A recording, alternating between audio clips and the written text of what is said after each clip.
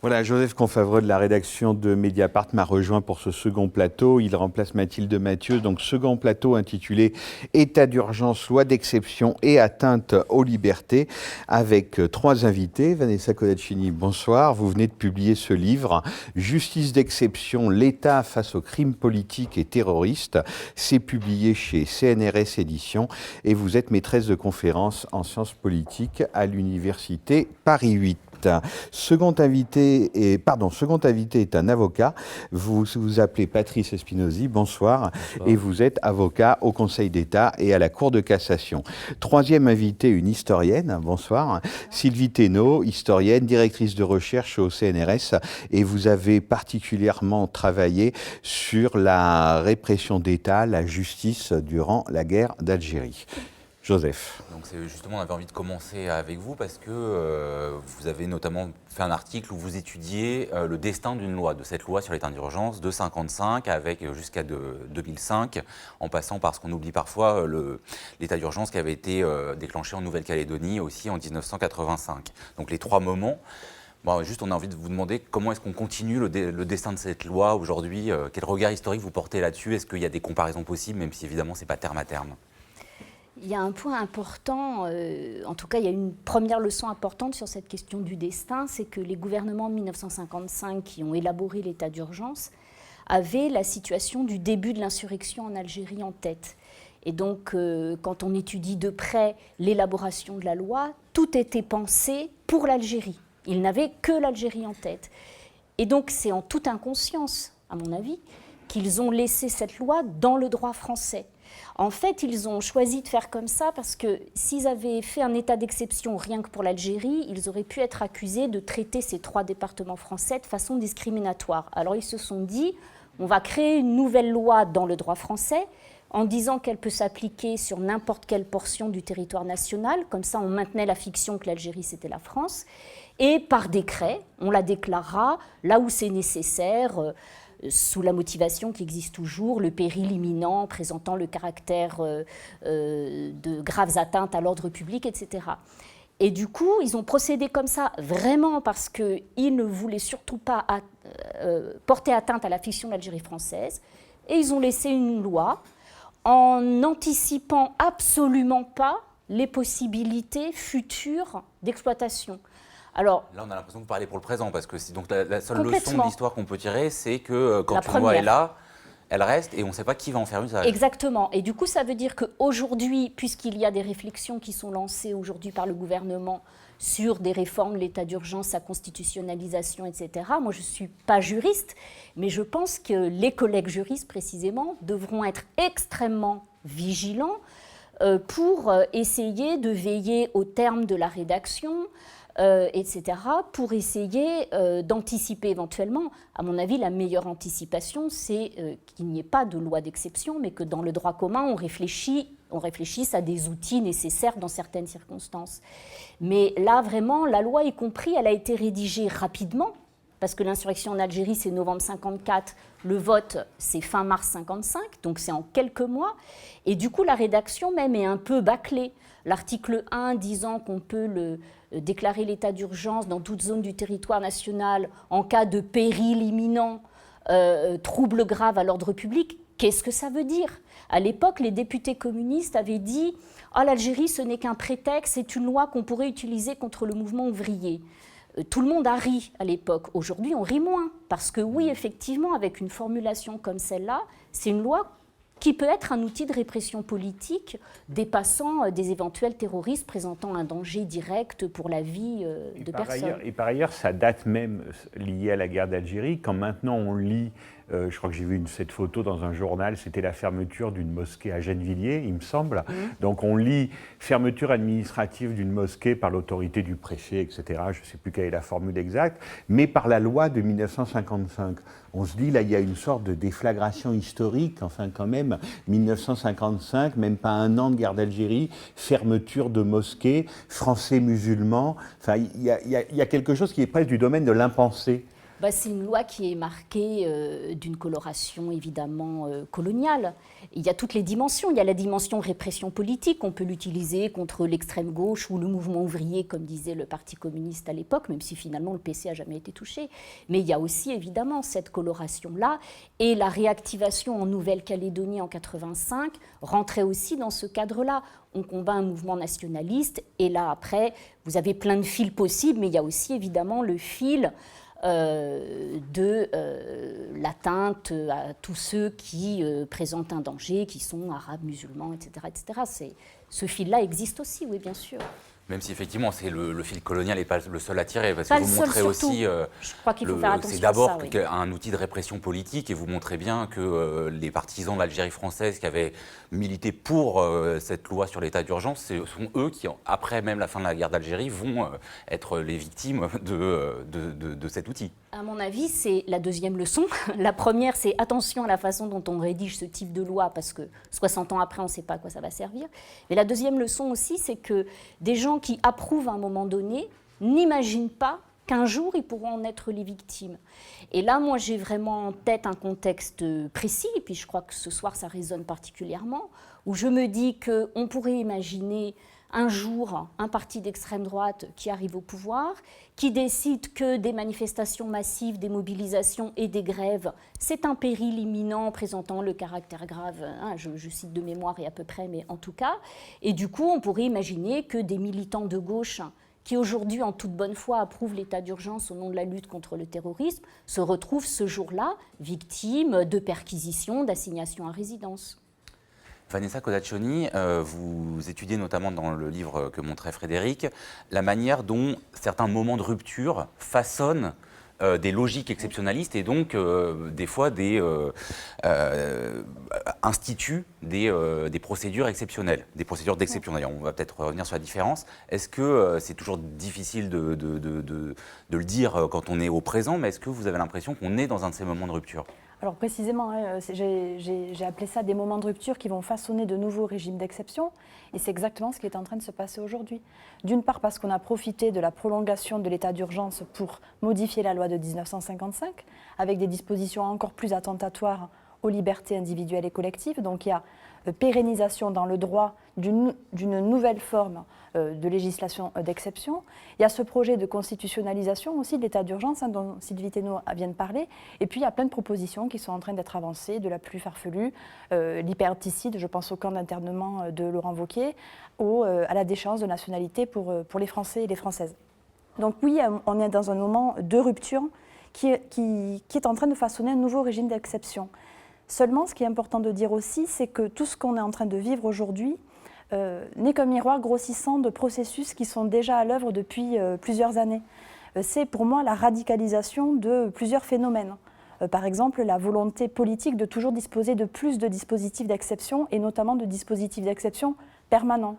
Deuxième chose, c'est la radicalisation aujourd'hui de la logique préventive de l'antiterrorisme, qui fait que pour prévenir des attentats, on va aller toujours plus loin, quitte à réprimer l'intention terroriste, avec tout ce que ça peut entraîner comme atteinte aux garanties fondamentales. Et enfin, radicalisation de la criminalisation des mouvements sociaux, notamment des militants dits radicaux. Donc on est bien dans un moment de rupture, mais qui s'inscrit aussi dans une continuité historique. Oui, parce que ce que vous montrez aussi dans le livre qui est très intéressant, c'est que finalement, quand il y avait encore la Cour de sûreté de l'État qui a été abolie, institution mise en place par De Gaulle, abolie par Mitterrand quand il arrive à l'Élysée en 81, on voyait où était la juridiction d'exception. Aujourd'hui, c'est plutôt comme si l'exception s'était diffusée dans le droit commun. C'est-à-dire qu'on ne peut pas opposer complètement le droit commun et l'antiterrorisme ou la justice politique. Non, en fait, ce que j'ai essayé de montrer, c'est deux choses. Premièrement, qu'on est passé d'une justice politique à une justice préventive antiterroriste. Donc ça, c'est la première rupture. Mais ce qui m'intéressait aussi, c'est de travailler les formes de la justice d'exception. Et comme vous le dites avant, la justice d'exception, elle s'incarnait principalement dans des juridictions politiques qui contenaient en elles tous les dispositifs d'exception. La garde à vue prolongée, les détentions de longue durée, les juges experts en violence radicale, la centralisation et la spécialisation en matière d'atteinte à la sûreté de l'État ou de terrorisme. Donc tout ça était contenu, autorisé et permis par une juridiction d'exception, la Cour de sûreté de l'État, qui est supprimée donc en 81. Or, ce qu'on voit quand on travaille sur la justice antiterroriste, c'est qu'elle a conservé tous ces dispositifs d'exception, elle les a réactualisés au fur et à mesure depuis le milieu des années 80, sauf qu'ils ont été dispersés, émaillés tout au long du processus de pénalisation et surtout autonomisés des juridictions de jugement. C'est-à-dire qu'il n'y a plus besoin d'une cour d'assises ou d'un tribunal correctionnel pour mobiliser des dispositifs d'exception. Ce qui fait qu'en réalité, ce que j'ai essayé de montrer, c'est que l'exception, elle est de plus en plus invisibilisée et surtout, elle se situe en amont du procès, en amont du moment du verdict. Ce qui fait qu'aujourd'hui, les dispositifs d'exception, qui en disposent? Ce n'est plus les magistrats du siège, c'est les services de renseignement, c'est le juge d'instruction antiterroriste, c'est les services policiers, c'est l'administration. Donc on est passé d'une justice d'exception judiciaire à une justice d'exception administrative et policière, en faisant toujours remonter plus l'exception en amont de la chaîne pénale. C'est à mon avis l'une des évolutions majeures de la justice d'exception aujourd'hui. Patrice Spinozzi, c'était pas après ces attentats là, du 13 novembre, mais après ceux de janvier, Manuel Valls avait dit à cette situation exceptionnelle, on doit répondre par des mesures exceptionnelles, mais jamais des mesures d'exception. Est-ce que c'est une distinction purement rhétorique pour vous, exceptionnelle et d'exception, ou est-ce que, quand même, puisqu'on est vraiment face aussi à une situation exceptionnelle, il y a là un fil à tenir? Je pense qu'on est en lien totalement avec ce qui vient d'être dit. C'est-à-dire que pendant très longtemps, la réponse du droit, ça a été d'instaurer des régimes dérogatoires, en fait. C'était créer des régimes spéciaux, qui étaient des régimes qui dérogeaient au droit commun quand on était face à certains types de criminalité, qu'il s'agisse de la criminalité terroriste ou de la grande délinquance. Et aujourd'hui, sous ce vocable d'exception ou d'exceptionnel, ce que veut faire le gouvernement, c'est bien ne plus créer des régimes dérogatoires, mais créer un régime qui est un régime administratif et non plus judiciaire. Et c'est très clairement la solution qui a été prise par le gouvernement pour combattre le terrorisme. Et ça ne date pas d'ailleurs des lois antiterroristes. Quand on voit la loi qui est la loi sur les surveillances, et c'est très exactement la même logique, c'est-à-dire petit à petit, abandonner le contrôle du juge au bénéfice d'un contrôle qui est un contrôle uniquement administratif. Et c'est bien là qu'est vraiment le danger. C'est-à-dire que ce qui est absolument extraordinaire, c'est qu'aujourd'hui, on est en train de glisser, avec évidemment un accord très général de l'ensemble des citoyens, vers un abandon d'un certain nombre de libertés, qui sont des libertés fondamentales, dont les arbitres naturels sont les juges. Et il y a quelque chose qui fait écho à ce que j'entendais dans la bouche tout à l'heure du militant écologiste qui avait été assigné à résidence, cette idée qui est à mon avis mais délétère pour la démocratie, qui est en train de se mettre en place et qui est celle du gouvernement, qui est de dire, pour pouvoir... Alors, il faut une répression qui doit être très efficace. Et pour pouvoir réprimer efficacement, eh bien, le mieux, c'est de sortir du contrôle du juge. Et donc, on va créer, parce qu'il y a une menace très grave, on va créer un état d'urgence, donc un état exceptionnel, et on va s'affranchir du juge parce qu'on travaille mieux, on travaille plus vite, on travaille plus efficacement. Et si vous voulez que je vous protège bien, si vous voulez que votre sécurité à vous, Français, soit bien garantie, bah écoutez, laissez-nous faire. Et que le juge ne s'en mêle pas trop. Et quand on dit le juge, en réalité, on dit le droit. C'est-à-dire que la logique, c'est de dire, c'est grave, là maintenant on arrête de jouer, là. On n'est plus dans une logique où on peut se permettre d'aller voir des juges, tout ça. Non, non, non, là c'est vraiment grave ce qui est en train de se passer, on est en guerre. Donc maintenant, vous tous, citoyens français, faites-moi confiance, à moi, pouvoir exécutif, pour gérer la crise au mieux. Et ça, c'est très dangereux parce que ça aboutit donc d'abord à, évidemment, des dérives, qui sont celles dont on parle régulièrement, qu'il y a donc évidemment une absence de tout contrôle. On aurait pu croire, la logique, c'est qu'à partir du moment où vous donnez autant de pouvoir aux forces de police, on devrait penser que quand vous donnez beaucoup de pouvoir, derrière, ça doit créer normalement d'autant plus de conscience d'avoir ce pouvoir et donc d'autorégulation. Pas du tout. C'est l'inverse exactement qui se met en place. C'est-à-dire que vous donnez un pouvoir qui est un pouvoir considérable aux forces de police, au lieu d'essayer d'en user de façon la plus proportionnée, on voit bien, à travers différents exemples, que c'est vécu comme un blanc-seing et comme le fait qu'il faut pouvoir agir immédiatement sans entrave. Bon. Donc ça, c'est extrêmement dangereux. Et puis en réalité, si vous voulez, donc là, les recours sont en train de se mettre en place. Donc moi, j'interviens au nom de la Ligue des droits de l'homme. On a déposé un certain nombre de questions prioritaires de constitutionnalité, donc qui sont des recours qui tentent à saisir le Conseil constitutionnel. Il a été saisi vendredi dernier, donc il y a 2 jours, par le Conseil d'État sur la question des assignations à résidence. Il va statuer, normalement l'audience est prévue jeudi prochain, donc on aura très certainement une décision d'ici la fin de la semaine. Nous avons déposé aussi des recours sur les perquisitions, sur les interdictions d'aller et de venir. Donc globalement, voilà, le mécanisme judiciaire, il est en place. Après, la vraie question, c'est de savoir ce qu'il en restera. Qu'est-ce qui va en rester? Quelle va être la nature du contrôle du juge sur l'ensemble de ce processus? Et il ne faut pas non plus que ce cadre soit un simple cadre qui soit vide de toute substance. C'est très beau de dire oui, nous allons contrôler, nous allons vérifier, nous allons avoir une approche en vérifiant bien la proportionnalité de chacune de ces atteintes, et en pratique, avaliser tout ce qui a pu être fait sur le fondement des notes blanches qui sont des preuves qu'en réalité l'État se constitue à lui-même. Là encore une fois, on a vu les motifs de la perquisition qui était intervenue dans la mosquée, avec évidemment des erreurs potentiellement. On prétend que l'imam qui y enseigne y est encore alors qu'il n'y est plus. On cherche des choses qui n'y sont pas. Voilà, le danger il est là, et on vit ça, on est au début de tout ça, hein, on est aux prémices de quelque chose. Et on peut espérer, évidemment, que tout ça va avec le temps, petit à petit, revenir à une certaine normalité. Mais, et c'est vraiment le danger, c'est-à-dire que la réalité, c'est ça, c'est que si demain, on entre vraiment dans une vraie menace terroriste, là, on a eu un attentat qui était un attentat terrible, bien. Imaginons qu'on se retrouve dans une situation où on n'est pas eu un attentat, mais où on soit susceptible de vivre un attentat quasiment tous les mois de même nature. Dans ces conditions, où sera le droit? À quel point, aujourd'hui, la question est à quel point l'ensemble de la population française n'est pas prête à abandonner totalement ses libertés au bénéfice de sa sécurité. Car aujourd'hui, quand on vous dit « il y a un danger », l'ensemble des personnes vous disent non, ce qui est le plus important, c'est la sécurité, ma sécurité, celle de mes enfants. Et tant pis, on ne fait pas d'omelette sans casser les œufs. Ah bah oui, je comprends bien que, mais le plus important, c'est la sécurité. Vous savez que factuellement, on n'en est pas loin, parce que si vous comptez pas encore. Les attentats, disons, ratés, alors parfois ridicules, mais en même temps quelqu'un est mort, l'église de Villejuif, le musée juif de Bruxelles, le Thalys, enfin... Là, moi j'ai surtout l'impression, qu'en vous écoutant, et pardon, mais je vous avais sur le terrain de l'interprétation, c'est que le processus que vous décrivez répond aussi à quelque chose qui a failli, visiblement. C'est-à-dire que voilà, ça a failli. On sait très bien que les services de renseignement français sont en ce moment dans une très nécessaire remise en question, quand même. Et donc on a l'impression que ce durcissement, cette façon de bander ses muscles là de l'exécutif que vous décrivez au détriment du pouvoir judiciaire, répond aussi à une certaine forme de faillite.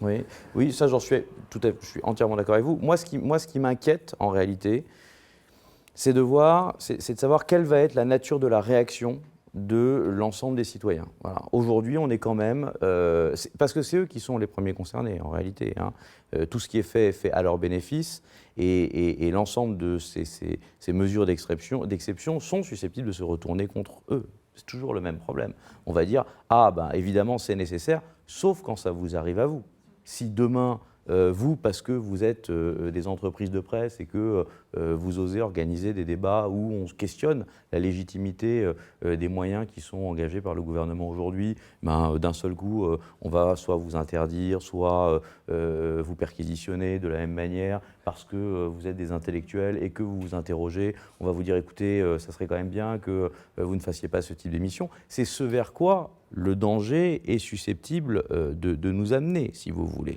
Et tout cela, en réalité, ça ne sera pas possible à partir du moment où, si cela se passe, il y ait une réaction très fondamentale de l'ensemble de la société française en disant c'est inacceptable. Non, ça n'est pas parce qu'il faut combattre légitimement, encore une fois, le terrorisme, qu'il faut pour autant que cela justifie tous les moyens pour aboutir à cette fin.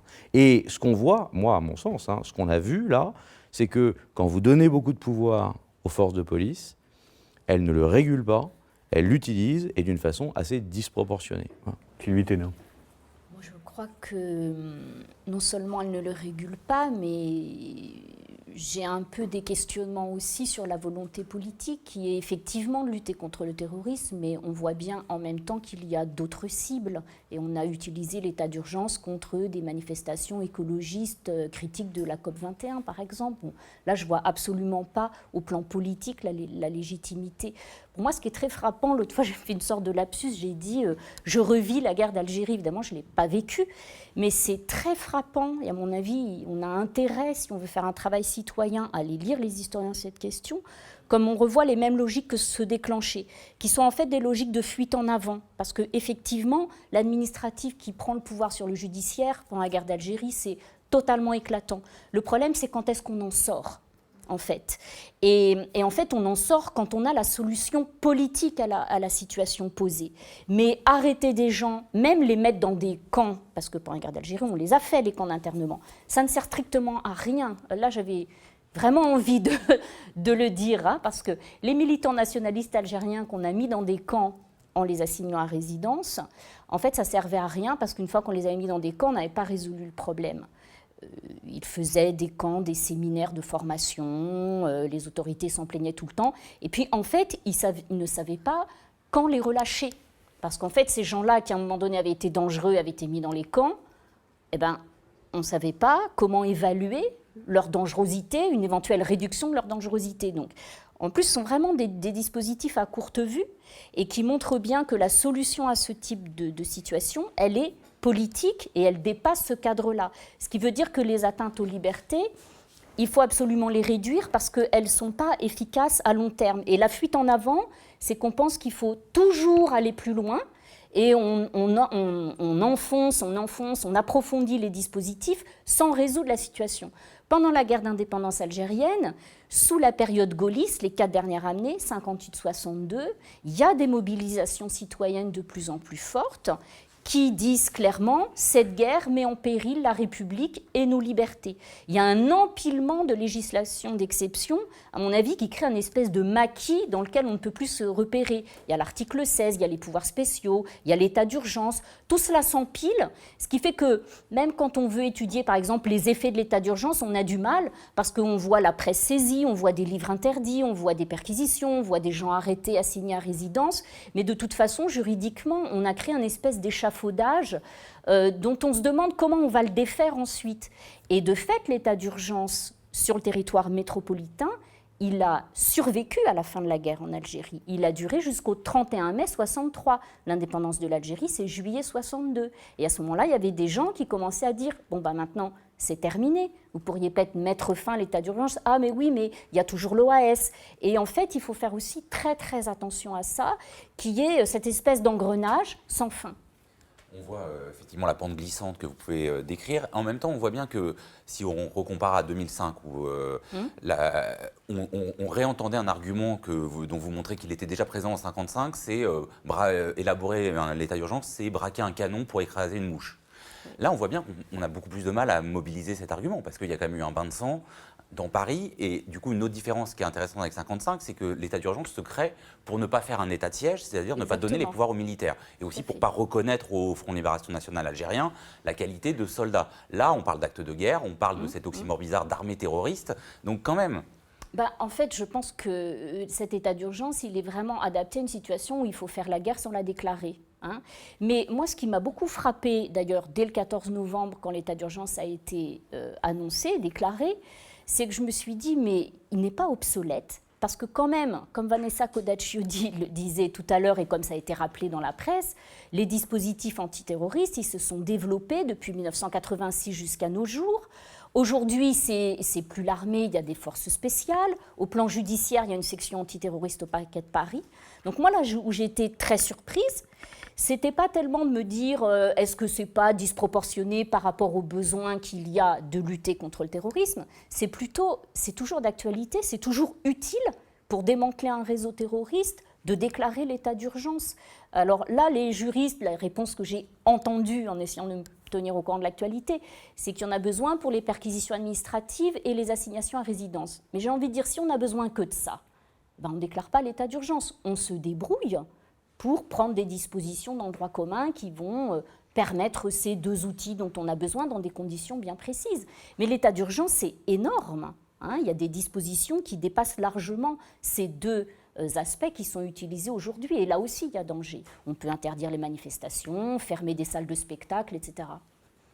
Vanessa Codaccioni, ce que vous montrez dans votre livre, c'est comment on passe quand même d'une logique politique à une logique antiterroriste. Comment est-ce que ça s'est élaboré? Et est-ce que du coup, aujourd'hui, pour vous, vous montrez en même temps que dire, comme par exemple le dit le philosophe Agamben, que l'antiterrorisme est au fond un état d'exception ou un état d'urgence permanent, ça aide pas forcément toujours à se saisir. Tout à l'heure, Sylvie Thénault parlait de mobilisation citoyenne, de comment la société peut réagir. Parce qu'on a l'impression d'être sous la chape justement de cet antiterrorisme. Non, effectivement, je ne suis pas du tout favorable à l'emploi d'état d'exception ou d'état d'urgence permanent parce que c'est des grands mots pour totaliser, pour englober des multiples phénomènes et des effets, alors qu'en réalité, il faut regarder concrètement les effets, qui est visé. Et ce qu'on ne dit pas assez, c'est que, enfin on le dit, mais c'est que les états d'exception comme l'état d'urgence, c'est discriminant. Ce sont des dispositifs d'exception discriminants qui vont cibler des personnes particulières, même si les cibles, on le voit, sont élargies aujourd'hui. Donc en réalité, on ne comprend pas pourquoi les gens ils sont favorables à l'état d'urgence aujourd'hui, évidemment parce qu'ils ont peur, et c'est normal, mais c'est aussi parce qu'ils n'en subiront jamais les effets. Et donc, ce qu'il faut dire aussi, c'est que l'état d'exception, elle va viser des personnes en particulier et élargir petit à petit le spectre. Comment on est passé de la justice politique à la justice antiterroriste? Quand François Mitterrand arrive au pouvoir, on supprime la justice politique. On supprime la justice politique en supprimant les tribunaux militaires et en supprimant les juridictions d'exception. On supprime aussi les crimes et les délits politiques. Donc, à partir de 1981, il n'y a plus de juridiction politique et il n'y a plus de criminalité politique. C'est une répression de droit commun. Or, ce qu'on voit, c'est que dès 1986, il y a une vague d'attentats en France et la nécessité de juger certains dits terroristes comme Action Directe ou Georges Ibrahim Abdallah. Et à partir de là, se met en branle une législation antiterroriste qui vont, les unes, on en a 15 aujourd'hui, je crois, qui vont s'empiler les unes après les autres. Et aucun bilan n'est jamais fait sur ces quinzaines de législations antiterroristes. On ne sait pas forcément ce qu'il y a dedans, qu'est-ce qui marche pas, qu'est-ce qui est dangereux ou pas. Et puis, on le voit surtout, et ça c'est important, même si on l'a déjà dit, c'est que l'arsenal antiterroriste aujourd'hui, il est mobilisé aussi contre des activistes ou des militants dits dangereux. Et donc c'est là le danger aussi de ces états d'exception ciblés qui vont progressivement élargir le spectre du filet juridictionnel, du filet pénal. Quand vous dites qu'ils sont d'accord parce qu'ils savent que ça ne leur arrivera pas à eux, oui. On pourrait vous rétorquer que par exemple les députés Europe Écologie Les Verts, on sait qu'il y a eu un très grand débat dans leur rang parce que la COP21 arrivait avec un certain nombre d'actions militantes, des manifestations, on en parlait tout à l'heure encore à cause de la manifestation du 29 novembre, et on a l'impression que l'émotion et presque la nécessité de ne pas être prise en faute, enfin de ne pas faire tâche dans le tableau de cette espèce d'union sacrée, eh bien, l'état d'urgence, à part les 6 d'entre eux, que les députés qui ont voté non, ont été votés par un bel ensemble, par tous les députés communistes, ce qui n'a pas été le cas des sénateurs, par les députés Europe Écologie Les Verts, donc même des gens qui, dans leur engagement militant, pouvaient justement en être les victimes, entre guillemets. Oui. Alors, une des différences par rapport à l'état d'urgence de 1955, là je le récupère des travaux de Sylvie Thénault, c'est qu'en 1955, vous avez plus de 230, je crois, députés socialistes et communistes qui votent contre l'état d'urgence. 230 en 55, 6 aujourd'hui. Comment est-ce qu'on peut l'expliquer de la part de députés ou de sénateurs? Premièrement, effectivement, l'émotion. On est juste après les attentats, des attentats sanglants perpétrés par des kamikazes, c'est inédit dans l'histoire et ça va marquer notre histoire. Donc c'est la première raison. Il y a aussi une question de responsabilité politique. Ces gens-là ne peuvent pas ne pas prendre cette décision parce qu'ils pensent que ça leur sera reproché par leur électorat. Mais c'est aussi, et il faut le dire, que depuis les attentats du 11 septembre 2001, il y a un consensus au sein du champ politique selon lequel le recours à l'exception doit être privilégié par rapport au droit commun pour lutter contre le terrorisme. Et c'est ce consensus-là qui joue, à mon avis, aujourd'hui et qui est dangereux aussi. Parce qu'on n'a plus de débat démocratique sur l'état d'urgence. Ça s'est voté totalement, très rapidement, quasiment sans aucun débat. Même s'il y a eu effectivement, chez certaines formations politiques, plus de débats. En même temps, Patrice Spinozzi, on entend quand même souvent dire, même si évidemment il y a un lien avec le 11 septembre, que la France, contrairement aux États-Unis et même la Grande-Bretagne, ne s'est pas complètement doté d'un nouveau régime d'exception antiterroriste. Est-ce que vous êtes d'accord avec ça et est-ce que vous avez l'impression que ça évolue?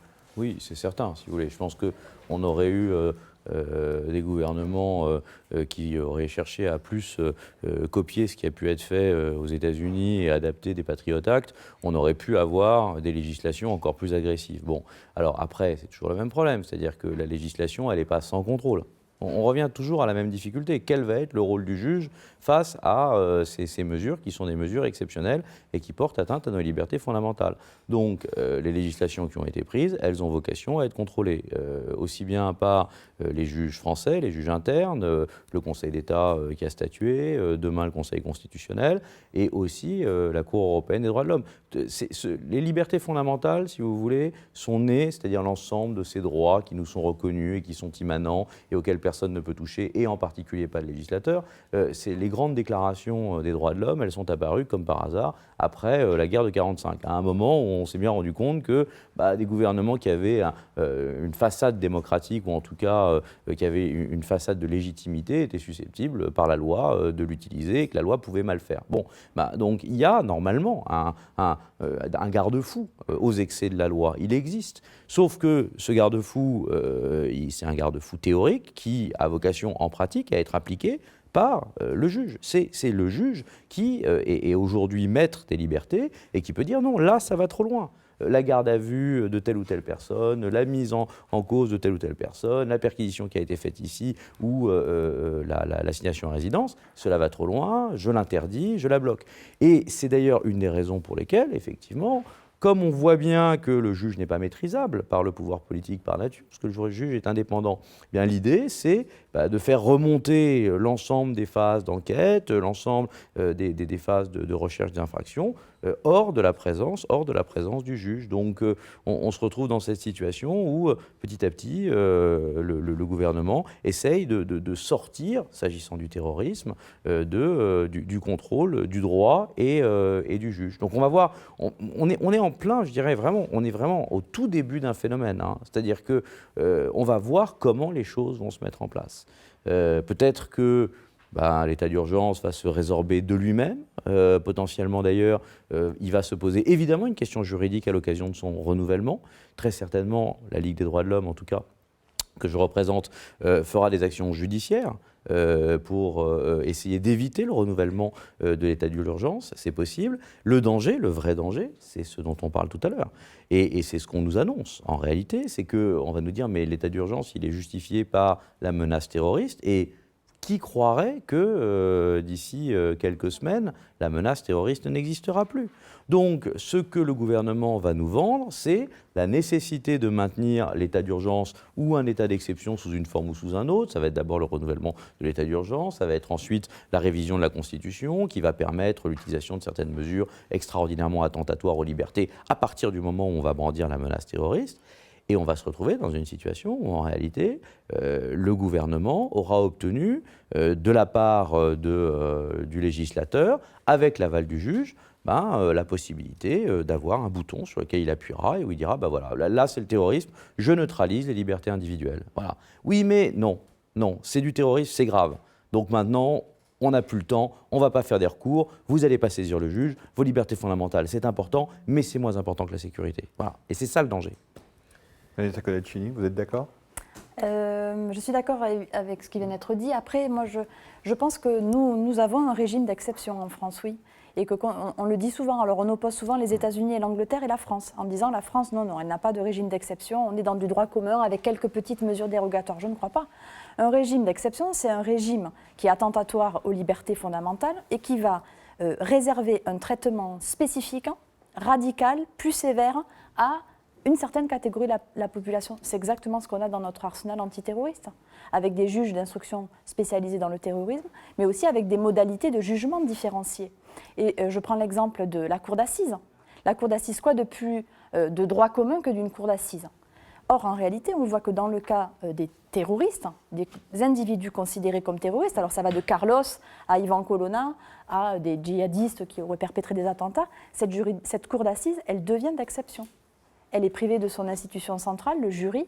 elle a des modalités de jugement distinctes, elle a des peines plus sévères et différentes. Donc on est dans un régime, il y a bien un régime d'exception en matière de lutte antiterroriste aujourd'hui, totalement dérogatoire au droit commun, et qui peut s'étendre à d'autres cibles une fois encore.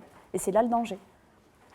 Merci beaucoup à tous les deux, à tous les trois, parce que Sylvie Thénault a dû nous quitter, d'avoir participé à ce débat. Merci à Joseph de l'avoir animé avec moi. On va se retrouver dans 3 petits quarts d'heure, parce qu'évidemment, soirée électorale oblige, on va essayer d'être à l'heure. Donc à 20h très précise, Hubert Huertas du service politique de Mediapart nous donnera les résultats qu'on connaîtra région par région, mais comme ça sera évidemment très serré, on verra si les sondages sortis des urnes fonctionnent dans toutes les régions.